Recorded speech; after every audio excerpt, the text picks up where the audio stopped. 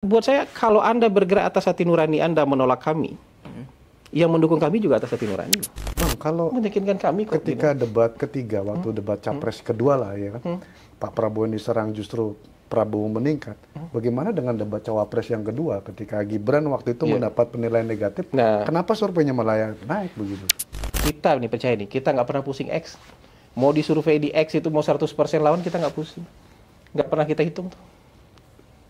Karena itu tidak mendekati kehidupan kita sehari-hari. Makanya lu main gelombang nangis itu di TikTok ya Bang? Yang nangis semua di TikTok.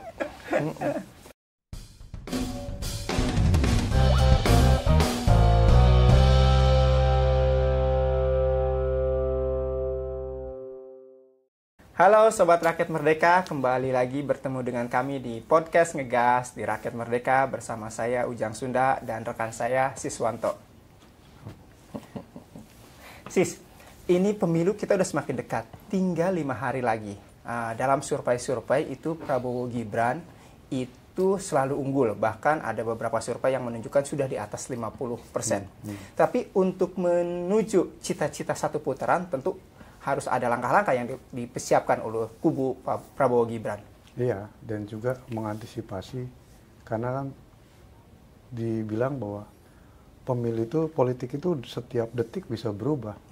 Khawatir nanti menjelang pemilu ini terjadi sesuatu yang luar biasa, akhirnya merubah peta politik. Tapi apakah itu akan terjadi? Saat ini kita kedatangan tamu dari kubu 02 yang juga pendiri lembaga survei, tentu bisa menganalisa terkait masalah peta politik di mendekati hari tenang dan waktu mencoblosan. Beliau adalah Bang Hasan Nasbi. Ya. Selamat datang, Bang. Sebelumnya. Makasih.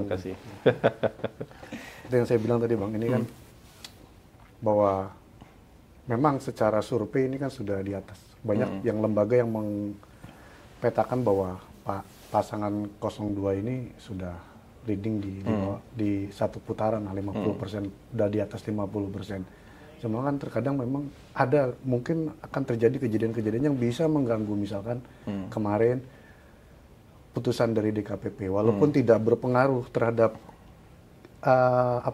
isahnya kubu 02, tapi kan ini akan dijadikan gorengan untuk terus menyerang kubu 02. Gimana, Bang? Iya, yang berharap kejutan itu bukan kita pasti. Ya. Kita pasti tidak berharap kejutan dong. Kita kan sudah sirotol mustaqim ini. Jalan yang lurus menuju finish gitu. Jadi kayaknya kalau kita nggak ada tikungan lagi. Udah jalan lurus nih ya. Karena kita sudah jauh di depan dan di depan kita tuh sudah finish. Mungkin ada 2 teman lagi yang masih belok-belok nih. Masih tikungan, masih saling salib, masih banting setir kiri, banting setir kanan kayak gitu. Ya itu yang harus hati-hati sih menurut saya, karena mereka masih ngepot-ngepot itu. Kalau kita sih memang nggak perlu ngepot-ngepot lagi, nggak perlu banyak atraksi lagi kita sebenarnya. Mungkin kalau dari tim kampanye, atraksi kita lah kampanye akbar di Jawa Timur, kampanye akbar di GBK tanggal 10 sebagai penutup. Itu show-nya kita itulah, show of force-nya pasangan Prabowo Gibran di sana aja nanti. Jadi kalau kita langkah-langkah berikutnya ya tinggal mengamankan saksi di seluruh TPS kan. Mau bilang apa lagi, karena memang sesederhana itu sih kalau kita melihatnya sekarang. Beda mungkin dengan teman-teman yang lain berharap kejutan atau mendesain kejutan, itu terserah lah.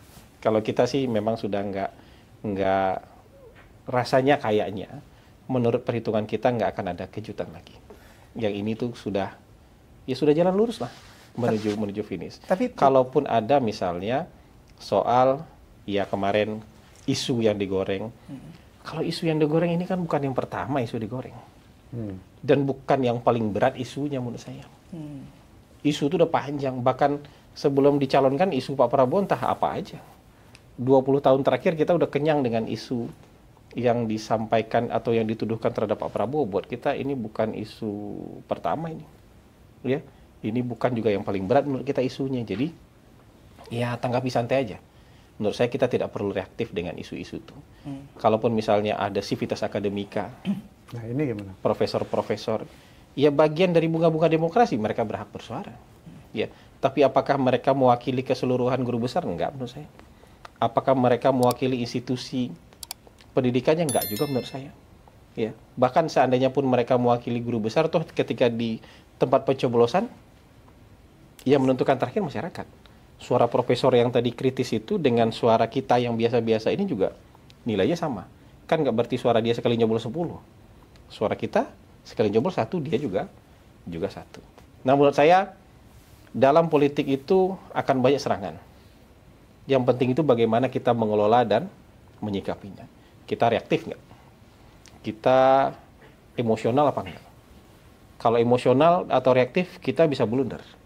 Tapi kalau kita tenang, jernih, dan kita yakin tidak melakukan pelanggaran, kita yakin tidak menyakiti hati masyarakat, kita hakul yakin lah. Hakul yakin dengan seperti yang sekarang. Dengan capaian survei, kayaknya yang percaya survei cuma kita deh sekarang. Yang lain kayaknya nggak percaya survei. Kayaknya cuma kita yang percaya survei. Mereka mengklaim kan punya survei yang internal. Ya nggak apa-apa. Walaupun nggak bagus, walaupun katanya nggak nomor 1, tapi pilpres nggak 1 putaran. Iya nggak apa-apa. Itu kan kayak gini tuh, mereka kan tidak mungkin menghancurkan kepercayaan diri mereka sendiri.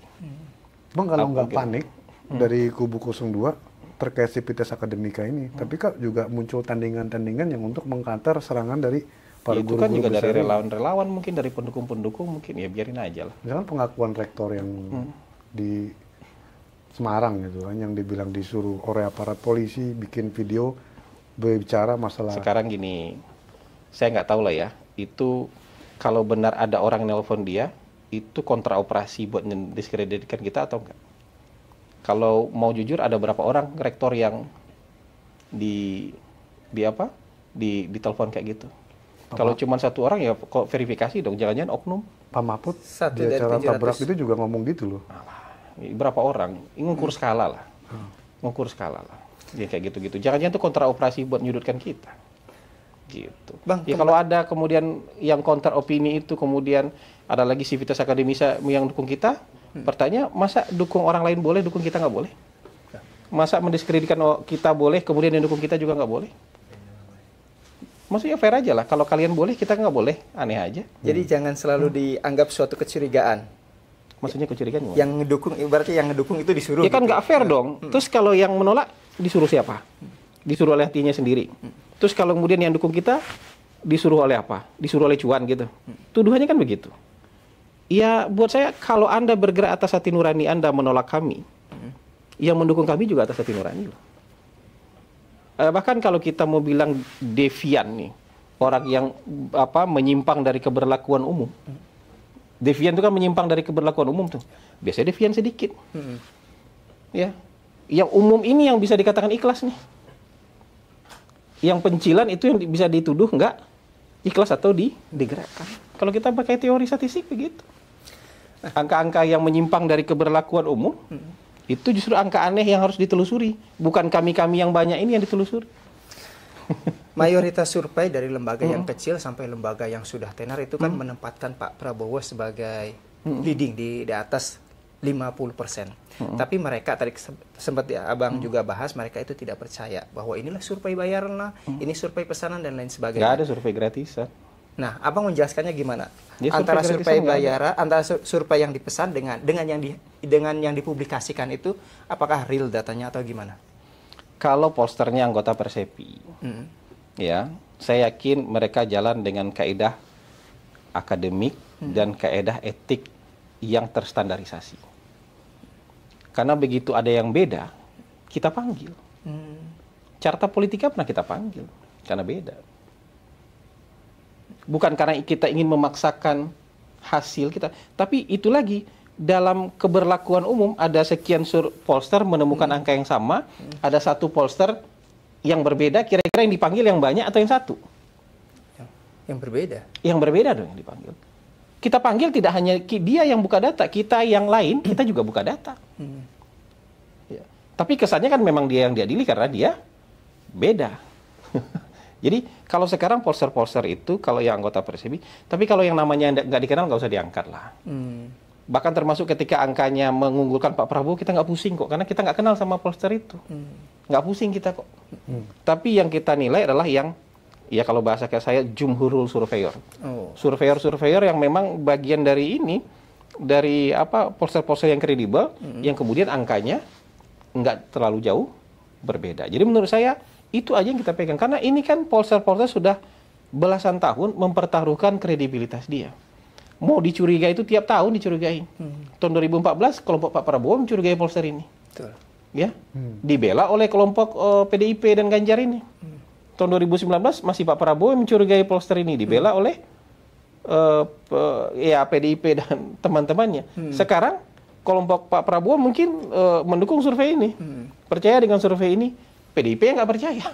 Tapi pollster itu sendiri tetap dengan keyakinan dia. Ya, tetap dengan keyakinan dia bahwa mereka bekerja dengan kaedah akademik dan etis yang benar. Ya, ini hasilnya. Ketika mereka umumkan, mereka sedang mempertaruhkan kredibilitas mereka. Jadi konsultan ataupun bukan konsultan Nggak ngefek. nggak ngefek, tetap hasil survei itu. Tetap nggak ngefek. Karena begitu beda kan kita panggil. Tapi dengan Di rentang asosiasi. waktu yang sedikit ini kan tinggal beberapa hari lagi kan waktu pencoblosan. Ada kemungkinan kayak misalkan margin of error itu kan ini kecil. Ada kemungkinan perubahan itu berbeda dengan hasil dari survei itu tidak sih, Bang? Ya kan, Misalkan terlalu maksudnya jauh untuk perbedaan. survei itu prediksi, tapi kalau terlalu jauh enggak lah. Tetap di rentang margin error itu. Ya nggak akan jauh beda lah. Tahun 2019 saya bilang waktu itu bahwa Jokowi Ma'ruf akan menang 2 digit. Karena angka kita waktu itu menemukan 55, sekian. Dan hasilnya segitu, itu hasil survei loh. Ada sekitar 3 atau 4 pollster menemukan angka yang sama. Ya, ada beberapa pollster yang beda waktu itu, Kompas beda, yang lain beda, tapi yang devian itu biasanya yang beda, yang 1 atau 2 yang beda, sementara yang kebanyakan ini itu yang akan benar gitu. Kalau sekarang kan Denny Jaya udah nemu di atas 50, ya, terus kemudian saya dengar info Populi udah nemu angka di atas 50, kantor saya sudah 50, tebal lagi 50, ya kan? Ya kita nggak usah publikasi. Ya kan, tapi nanti akan ada tuh indikator, mungkin akan, saya juga yakin indikator akan menemukan angka di atas 50. Bahkan Kompas sekalipun, saya yakin akan menemukan angka yang relatif mirip. Tapi yang gitu, terakhir kemarin mereka belum sampai 50% ya? Yang kemarin, yang sekarang. Indikator ramai.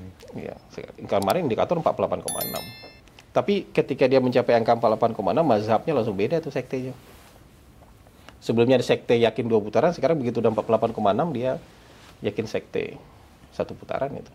Bang, kalau dari survei sendiri, kayak debat Capres-Cawapres itu pengaruhnya signifikan nggak sih, Bang? Gini, survei pertama, kedua kita nggak ngelihat pergerakan angka yang signifikan. Tapi begitu survei ketiga, begitu debat ketiga, debat 1-2, kita nggak melihat ada perbedaan yang signifikan. Tapi begitu debat ketiga, perbedaannya lumayan signifikan. Pas Pak Prabowo dikeroyok itu. Pas Pak Prabowo itu. Jadi mungkin orang tidak menilai kontennya, tapi orang menilai perlakuan terhadap orang di sana. Itu pengaruhnya? Maksudnya Teori saya begitu, karena kita melihat habis survei ketiga angka Pak Prabowo naiknya signifikan. Nah, di debat kemarin juga Pak Prabowo menunjukkan bahwa banyak yang memuji, bahkan seorang Rocky Gerung yang sering nyerang gitu kan. Kemarin itu memuji bahwa Pak Prabowo itu paling tulus dengan meminta maaf sambil menunduk dan lain sebagainya. Ya, kalau saya kan pasti bilang bagus-bagus soal Pak Prabowo nih, harusnya hadirkan satu nih orang yang mengkonter ini di sini. Tapi banyak yang kecele dengan debat terakhir kemarin, debat Pamungkas. Orang kan banyak yang prediksi bahwa ini Pamungkas pasti akan lebih keras, lebih panas. Jadi gitu. walaupun orang tidak mau mengakui bahwa attitude, emosi, dan perlakuan terhadap orang dalam debat itu berpengaruh. Kan ada yang bilang, di Amerika biasa kok. Wajar kok debat berantem itu, debat ribut gitu. Apa sih, cengeng banget sih gitu. Tapi itu kan mereka berjarak dengan perasaan masyarakat. Justru perasaan masyarakat berubah itu setelah debat ketiga loh. Saya sih sederhana aja. Orang boleh ketawa, boleh enggak. Instagram Pak Prabowo itu dalam seminggu naik 1,4 juta. Pasca debat ketiga. Akun resmi apa bot tuh? Akun resmi. Iya, tapi buat apa kita nambah-nambah itu? Ngapain kita nambah-nambah itu? Ini kan natural itu semua. Akan sekarang serba show off, Bang. Ya, tapi Semua buat apa? menunjukkan, lebih besar dia lah kan. Enggak, kalau buat kita itu indikator bukan indikator untuk meyakinkan Anda, tapi indikator buat meyakinkan kami bahwa migrasi itu terjadi. Dukungan publik itu berasa nyata ketika itu. Buat apa meyakinkan orang di luar? Itu meyakinkan kami kok. Bang, kalau Meyakinkan kami kok. ketika debat ketiga, waktu debat capres kedua lah ya kan, Pak Prabowo yang diserang justru Prabowo meningkat. Bagaimana dengan debat cawapres yang kedua ketika Gibran waktu itu mendapat penilaian negatif? Nah, Kenapa surveinya malah naik begitu? jadi kalau Anda dipukul, Anda mukul orang pertama kali, Anda disalahkan. Tapi kalau Anda habis dipukul, Anda mukul balik, orang Membalas. Jadi itu upaya balas dendam. Orang publik menilainya. Retaliation aja. Tapi kan yang terjadi kalau saya mencermati di medsos itu kan, sentimen negatif terhadap Gibran itu tinggi sekali. Medsosnya apa? X, ya TikTok mungkin karena dikuasai oleh kubu 02. Enggak. Iya, menurut saya data yang dibuka di medsos itu hanya X. X 7% populasi, ya, dengan akun-akun bot dan robot yang luar biasa, dengan AI yang juga bisa masuk ke itu dengan jumlah yang luar biasa. Kita nih percaya nih, kita nggak pernah pusing X. Mau disurvei di X itu mau 100% lawan, kita nggak pusing. Nggak pernah kita hitung tuh. Karena itu tidak mendekati kehidupan kita sehari-hari. X itu jauh dari kehidupan ekosistem kita sehari-hari. Yang mendekati ekosistem kehidupan kita di dunia nyata itu TikTok sama Facebook. X itu sama sekali jauh dari ekosistem kehidupan kita sehari-hari. Jadi kita nggak pernah menilai itu sebagai sebuah tolak ukur. Mau 100% juga kita nggak ambil pusing. Makanya lu main gelombang nangis itu di TikTok ya Bang? Yang nangis semua di TikTok. Gitu. Bang, kembali ke tadi yang masalah polemik yang muncul. Akhir-akhir ini kemarin kan DKPP memutuskan KPU melanggar etik. Saya belum baca sih itu. Itu apa sih? Karena apa hasilnya? Karena waktu itu KPU dianggap bahwa pas saat menerima pendaftaran cawapres itu tidak mengubah PKPU terlebih dahulu, tidak melakukan konsultasi terlebih dahulu, hanya membuat surat edaran. Nah, itulah yang dianggap melanggar etik. Tetapi oleh kubu 01 sama 03, yaitu kan dikapitalisasi Bang, bahwa ini adalah sudah puncak, ini adalah ya rentetan-rentetan dari ya masalah dari pendaftaran Gibran. Ya, mereka tentu berharap bahwa ini akan mendegradasi Gibran. Nah, mendegradasi apa minta diskualifikasi?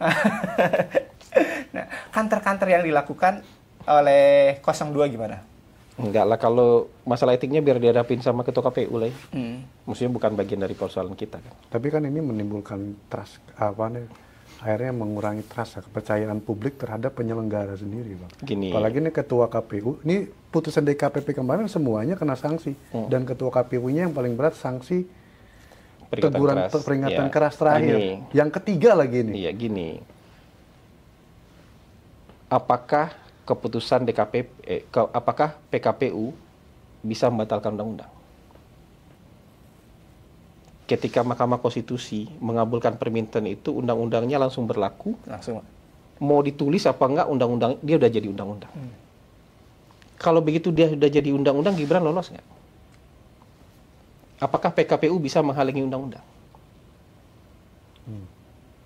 Ini undang-undang nih, PKPU jauh di bawah nih. Betul. Apakah PKPU bisa melawan undang-undang? Kan nggak bisa. Kalau logika saya begitu. Perkara dia ubah nggak diubah itu biar urusan dia lah. Tapi undang-undang membolehkan, KPU nggak mungkin nolak. Mau dia ubah PKPU-nya, mau dia itu, menurut saya KPU nggak bisa menolak itu. Ya kalau misalnya dia dapat sanksi etik itu biar urusan dia lah. Kenapa dia nggak ubah sebelumnya segala macam. Itu urusan teknis di dalam KPU kita sih nggak mau ikut campur. Itu biar jadi urusan mereka. Tapi bahwa perintah undang-undangnya Gibran lolos, mereka nggak bisa lawan itu. Mereka nggak bisa tolak itu. PKPU nggak bisa menolak itu. Mau diubah, mau nggak diubah, itu nggak bisa nolak. Menurut saya sesederhana itu. Jadi itu kayak ini perintah ayatnya begini dalam kitab suci. Terus di bawahnya fatwa ulama. Apalagi fatwa yang bukan ulama, masih jauh di bawah itu. Menurut saya kira-kira begitu hierarkinya. Begitu hierarki. Jadi mau dia ubah fatwanya, mau enggak, dia nggak bisa lawan itu. Jadi kalaupun digoreng-goreng ini kadarnya ini masih di bawah dengan yang kemarin digoreng-goreng soal putusan MK lah, Bang. Mungkin di bawah itu. Jadi masyarakat sekarang menurut saya gini, masyarakat ini sekarang mau melihat pemilu berjalan dengan baik. Jadi setiap upaya, ini versi saya ya, orang lain mungkin boleh nggak setuju. Tapi setiap upaya untuk mendelegitimasi pemilu, setiap usaha untuk merusak legitimasi pemilu, itu akan dapat sentimen negatif dari publik. Orang lagi bertanding kok, masih ribut aturan main. Kalau ribut aturan main, harusnya nggak ikut bertanding. Tapi kalau udah masuk dalam permainan, masih ribut soal etika, masih ribut soal apa itu, mending nggak ikut bertanding. Karena orang seperti ini biasanya sudah sadar bahwa dia tidak bisa memenangkan pemilihan. Jadi dia siap-siap ancang-ancang apapun hasil pemilihan nanti, dia siap-siap menolaknya. Dia balik lagi ke bulan Oktober. Ini gara-gara bulan Oktober nih katanya. Hasil 14 Februari ini gara-gara bulan Oktober. Jadi sebenarnya yang dilakukan sekarang mau bertanding apa enggak? Gitu. Jadi menurut saya tapi ya saya pikir mereka juga nggak punya pilihan lain ya. Ya ada isu di kapitalisasi. Ya itu wajar lah dalam politik kan mereka nggak punya pilihan lain. Karena posisinya di belakang. Dia harus ngebutnya dia nggak bisa cuma dia ngebut, mobil di depan itu harus tertahan lajunya. Ini kan usaha untuk menahan laju mobil yang di depan nih. Ya tapi sebagai usaha biarkanlah. Tapi kita yakin bahwa masyarakat sekarang ingin melihat pemilu ini berjalan dengan baik. Pemilu ini berjalan dengan damai dan ketika ada hasil nanti bisa diterima oleh semua pihak. Pak Prabowo mencontohkan itu. Ya, ini teman-teman kita bahkan dalam pidato-pidato yang lama Pak Prabowo bilang siapapun pemenangnya, mau Anies di acara Gerindra kalau nggak salah, mau pemenangnya Anies, mau pemenangnya Ganjar, kita akan terima. Jadi sudah mencontohkan jauh-jauh hari. Tapi 2 kali pilpres kemarin nggak begitu Pak Prabowo. Ya, temannya beda. Kan menolak. Temannya beda. Selain isu DKPP, sekarang yang isu yang masih digoreng itu adalah kabinet mundur. Menteri berbondong-bondong mundur. Ya dengan Pak Mahfud sebagai trigger. Ya, baru satu. Iya, mereka berharap bahwa ya menteri-menteri yang lain yang disebut 15 itu mundur. Tentu kalau mundur akan terjadi gonjang-ganjing. Nah, isu itu akan terus digoreng mungkin sampai detik-detik akhir. Mungkin ya. Ya mungkin saja. Sebagai sebuah rencana mungkin aja. Tapi kan kita ngelihat sampai sekarang yang baru mundur kan Pak Mahfud aja. Pak Mahfud juga mundur itu mungkin karena tantrum ya. Habis debat keempat sama Gibran agak tantrum beliau ya udahlah mundur aja. Bisa aja. Karena kalau misalnya mundur karena konflik kepentingan, mundur karena ingin berikan contoh dan segala macam ya harusnya bulan Oktober dong. Kalau sekarang kan saya pernah bilang, kalau sekarang itu kayak orang baru mulai puasa pas menjelang maghrib. Kalau puasa itu kan pas subuh dong. Jadi kelihatan niatnya puasa gitu. Kalau ini kan habis asar baru niat puasa gitu. Jadi karena belum makan aja. Tapi Gitu. emang belum makan aja. Gak batal juga. Niatnya di akhir. Mau puasa baru mau maghrib baru mulai puasa. Jadi, nah apakah akan berbondong-bondong menteri mengundurkan diri? Sampai sekarang, saya nggak tahu situasi di kabinet karena kan saya nggak ada di kabinet. Tapi sampai sekarang kita melihat itu masih isu. Ya kalau ngapain nunggu? Ini tinggal seminggu lagi loh. Kalau mundur ya kemarin-kemarin mundur atau sekarang mundur. Gitu. Atau mau di detik-detik terakhir mundur bareng, tapi menurut saya masyarakat sekarang sudah punya pilihan. Kalau targetnya adalah untuk mengubah konstelasi suara, untuk mendelegitimasi Pak Jokowi, sehingga kemudian efeknya ke Pak Prabowo. Ini kan mereka tuh sebenarnya kebingungan lawannya siapa nih. Di satu sisi ngelawan Pak Prabowo, di sisi lain mereka berhadapan dengan Pak Jokowi. Sementara Pak Jokowi sebagai presiden, approval ratingnya tinggi sekali. Semua pollster bilang begitu. Jadi ini undisputed ini nggak ada perdebatan kita dalam soal approval rating pemerintah di bawah pimpinan Pak Jokowi. Kalau dengan approval rating setinggi itu, ada yang mundur 1-2, mungkin yang dibully yang mundur. Kalau berharap seperti 98 itu Pak Harto tuh approval ratingnya turun itu. Kita ada krisis ekonomi, ya apa-apa susah, ada terjadi gelombang protes politik yang luar biasa. Approval rating Pak Harto lagi jatuh. Walaupun nggak ada survei di zaman itu, tapi kan common sense kita bisa sadar lah Pak Prabowo lagi jatuh. Begitu ada menteri mundur, tumbang pemerintahannya. Jadi kalau Pak Jokowi hari ini kan 180 derajat berbeda situasinya. Approval ratingnya bagus, ya, ekonomi kita baik, ya. Kalau ada yang mundur, kayaknya yang disalahin yang mundur deh. Bisa jadi begitu. Wah ini nggak komit nih sampai Desember. Ini mau membuat Pak Jokowi susah nih, bisa begitu. Atau ini kok baru sekarang mundur? Menurut saya macam-macam konspirasi di kepala publik. Kalau dengan situasi yang seperti ini, ada menteri yang mundur. Tapi kalau mau coba, menurut saya nggak akan ditahan. Kalau ada tiba-tiba datang lagi nih, saya mundur Pak, menurut saya nggak akan ditahan. Tapi kan dampak yang lain bisa terasa, misalnya kayak Bu Sri Mulyani. Ya, coba aja. Pakar ekonomi kan bilang, ini kalau Bu Sri Mulyani mundur, ini pengaruhnya terhadap. Ya kan faktanya sampai sekarang Bu Sri Mulyani belum mundur. Nggak, maksudnya orang-orang itu berharap ada gempa politik gitu. Oh ini kalau si ini mundur, lah orangnya kalau nggak mau mundur, kalau Ibu Risma mundur bakal terjadi ini. Kalau dia nggak mundur, ya kan? Jadi harapan-harapan. Jadi ya tapi gimana ya, kita kan nggak bisa komen orang-orang yang lagi tertinggal, yang lagi di bawah posisinya, kemudian punya harapan-harapan. Ya kita nggak bisa bunuh harapan itu dong. Maksud saya, tapi kalau dari sisi kami, kalau mungkin ada yang mau mundur, menurut pandangan saya nih, kayaknya nggak akan ditahan sama Pak Jokowi. Akan dilepas kalau ada yang mau mundur. Bang, kalau tapi kita lihat faktanya sekarang belum ada yang mundur. Tingkat kepuasan Pak Jokowi ini kan tinggi. Tadi katanya sepakat semua lembaga survei tidak ada perdebatan. Approvalnya tinggi, 80%. Pak Jokowi juga udah dalam tanda kutip turun-turun ke daerah yang dianggap sebagai kampanye Gibran. Tapi kan ini kalau saya mengutip kritikan dari 01 ataupun 03, udah Pak Jokowi turun, udah politisasi bansos, udah penggunaan segala macam, tapi ya masih segitu-segitu baratnya. Nggak meledak seperti tidaknya nggak selinier dengan tingkat kepuasan Pak Jokowi. Ya itu seharusnya bagus dong buat mereka nggak khawatir dong. Saya nggak harus komen itu loh. Maksudnya kalau itu komen mereka bagus dong buat mereka.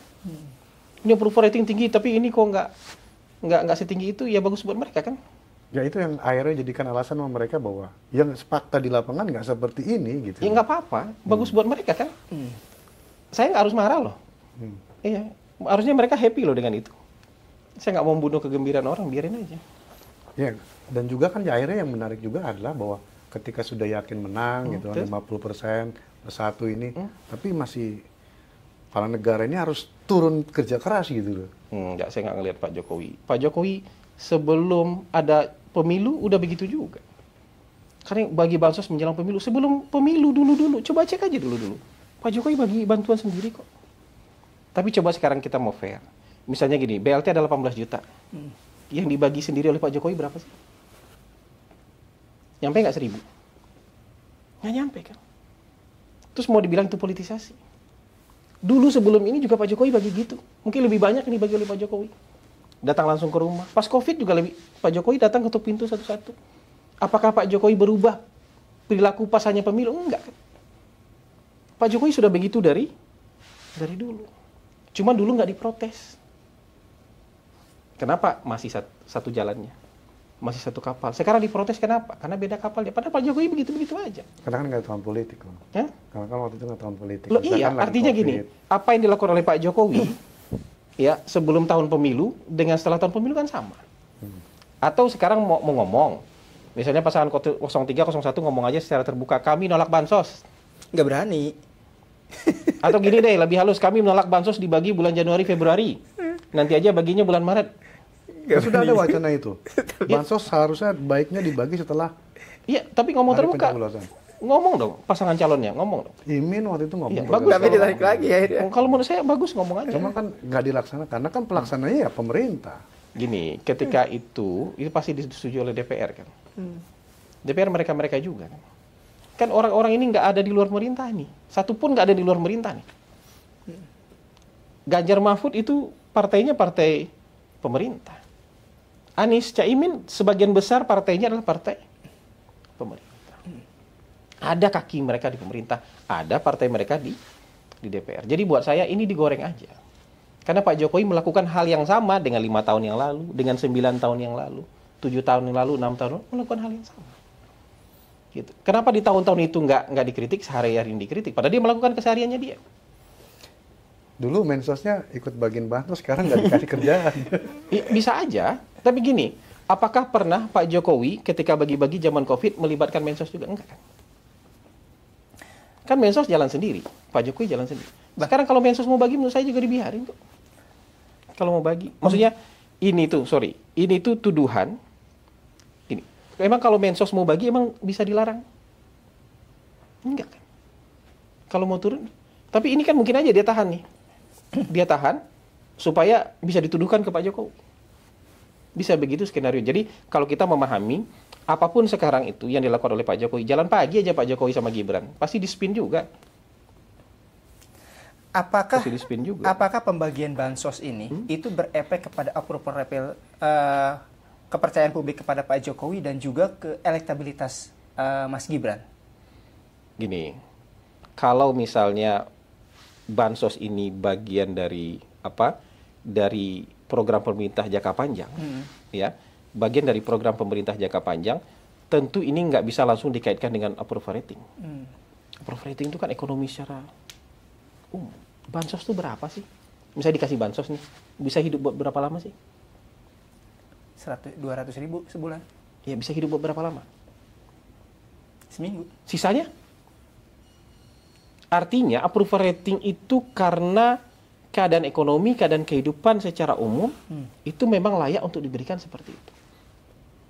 Kecuali yang dikasih itu biaya hidup 1 bulan.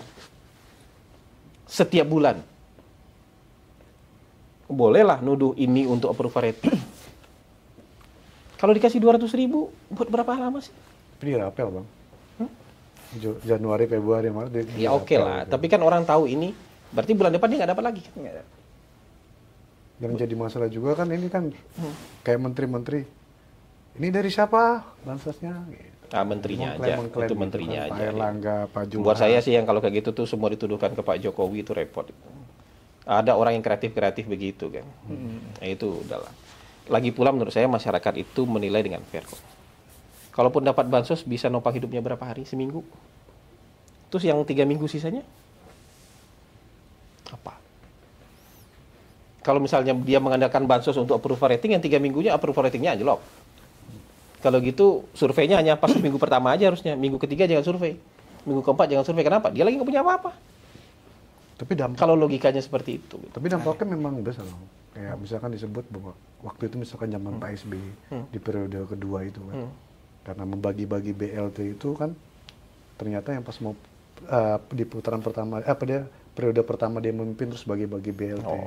Ini agak beda mazhab kita nih. 50%. Agak beda mazhab. Saya selalu percaya masyarakat yang 200 juta ini punya akal yang sehat. Punya rasionalitas yang bagus. Dan ketika memilih, mereka betul-betul memilih berdasarkan pikiran dan akal sehat mereka. Bukan berdasarkan BLT. Kecuali kalau ada orang memikir bahwa masyarakat Indonesia bisa digerakkan dengan BLT. Silakan. Kalau ada pasangan yang menyangka bahwa, karena BLT pilihan masyarakat bisa berubah, silakan. Tapi kalau menurut saya, masyarakat kita punya akal sehat, punya nurani, punya pikiran sendiri yang nggak akan berubah gara-gara BLT. Itu pendirian kami. Ya. Tapi kalau ada orang lain yang berpikir sebaliknya, silakan. Bahwa masyarakat kita bisa dimobilisasi dengan BLT. Bahwa masyarakat bisa diubah pilihannya. Dicekokin dia berubah gara-gara BLT, silakan. Ya. Tapi kami meyakini masyarakat kita sudah berada dalam peradaban demokrasi yang bagus. Mulai dari kepala desa aja coba lihat. Sudah mulai banyak muncul kepala desa yang main uang tapi kalah. Itu baru di level desa loh. Bayangin di level negara. Jadi orang sekarang banyak yang mau coba money politik, banyak mungkin, silakan aja coba. Tapi nanti buktikan dengan rasionalitas masyarakat. Benar terpilih atau enggak. Karena saya melihat tahun 2019 banyak sekali teman-teman saya yang habis banyak, tapi enggak terpilih. Tapi ada teman saya yang habisnya wajar, tapi kemudian terpilih. Jadi jangan underestimate masyarakat. Kalau buat saya sih, meng-underestimate masyarakat itu membunuh demokrasi. Karena kemudian melihat, masyarakat ini berubah gara-gara uang. Saya yakin nggak berubah gara-gara uang. Tapi dikasih uang terima nggak? Terimalah. Dikasih sembako terima nggak? Diterimalah. Tapi apakah dia berubah gara-gara itu? Jangan pikir bahwa akal masyarakat sependek itu. Kalau nggak ada pengaruh, kenapa pakai di label-labelin juga, Bang? Enggak, kalau yang di label itu menurut saya kontra operasi lah, bukan dari kita lah. Bukan dari 02 bukan dari kita lah. Gitu. Karena kita yang dapat image jelek kan. Mas, ini seru banget, Mas. Ya, karena tadi ini sebagai yang terakhir kita tadi main game. Boleh. Nah, ini gamenya adalah Inilah Saya. Nah, jadi ada 8 pertanyaan yang untuk Jadi menggambarkan. ini sebagai saya ini. Iya, untuk menggambarkan Mas. Bukan sebagai jubir TKN. Ada 8 pertanyaan karena ini menuju ke presiden yang ke-8. Nah, pertama, siapa tokoh politik yang menjadi panutan? Saya, Soeharto. Soeharto. Apa cita-cita masa kecil, Mas? Dulu cita-cita jadi presiden, repot nih. Tapi baru sadar sekarang kalau kita orang Padang agak susah jadi presiden. Apa alasan terjun ke dunia survei? Oh, karena hidup saya itu politik ya. Jadi mau hidup, hobi, interest, saya nggak punya dunia lain selain politik. Pengalaman yang paling mengesankan dalam dunia survei? Kalau saya pernah bebasin satu surveyor saya, ditangkap polisi di Kalimantan Utara 2007 mungkin 2008 karena itu iya dia pakai baju yang agak-agak ini saya ikat kepala Jihad Forever, jaket Jihad Forever, kemudian pergi pagi pulang malam, beberapa hari seperti itu kamarnya ada kaca polisi. Apa alasan bergabung dengan TKN? Saya kan sudah pensiun dari kantor, dari perusahaan, dan saya sekarang pengen terjun langsung dalam politik praktis. Jadi tidak lagi di belakang layar jadi konsultan. Apa target yang ingin diraih setelah pemilu? Saya, Pak Prabowo menang aja. Apa prinsip Anda dalam politik? Prinsip dalam politik? Wah, punya prinsip nggak saya nih? Jadi saya itu mengikuti data, alur logika, itu aja. Kalau data mengarah ke sana, alur logika mengarah ke sana, maka saya akan ada di situ. Terakhir, jika Pak Prabowo Gibran menang, itu tetap di Sirus atau gabung di pemerintah? Oh enggak, saya sudah pensiun. Saya sudah pensiun dari Cyrus Network. Gabung dari pemerintah itu inilah, takdir lah. Kalau nggak ada takdirnya, nggak usah dipaksain. Siap. Itu takdir. Sobat RM, itulah obrolan kami dengan Mas Hasan Nasbi. Obrolan yang sangat menarik. Semoga saja obrolan ini dapat menjadi referensi Anda 5 hari menuju pencoblosan. Dan jangan lupa like and subscribe YouTube Rakyat Merdeka TV dan nantikan tayangan-tayangan kami di YouTube Rakyat Merdeka TV. Salam Rakyat Merdeka. Salam.